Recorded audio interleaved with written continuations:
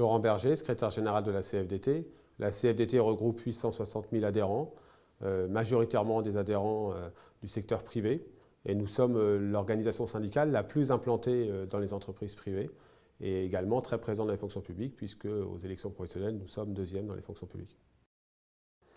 Une entreprise performante pour moi, c'est une entreprise qui répond d'abord à des enjeux économiques, donc qui est performante économiquement, mais qui est aussi performante socialement, c'est-à-dire qui développe des emplois de qualité dans le respect de ses salariés. Mais c'est également une entreprise qui est performante dans sa relation à ses interlocuteurs, à ses parties prenantes, qu'ils soient internes, c'est-à-dire les salariés, mais aussi externes avec ses clients, ses fournisseurs, voire ses sous-traitants.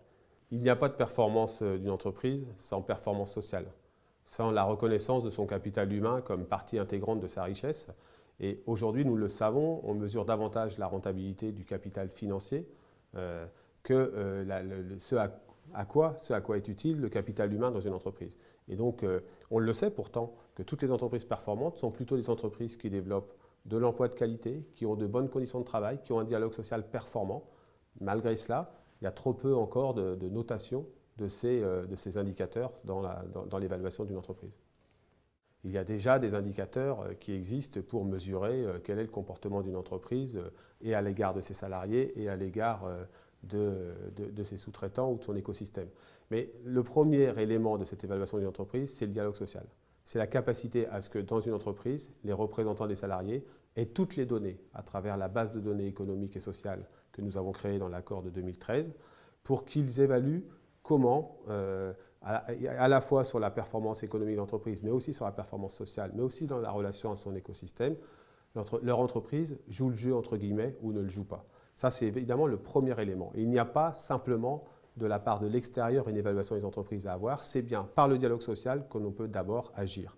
Mais il est essentiel également d'avoir des notations extérieures parce que trop souvent, c'est le seul critère financier qui l'emporte dans l'évaluation des entreprises au détriment de tous les autres.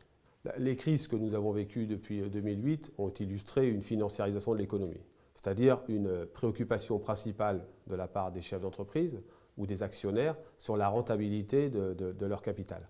Et ce qui a fait qu'on a, dans un certain nombre d'entreprises, complètement perdu le fil de ce qu'était une entreprise, de ce qu'était le sens d'une entreprise, c'est-à-dire une propriété sociale qui a évidemment une vocation à créer de la performance économique, mais qui doit aussi créer de la performance sociale.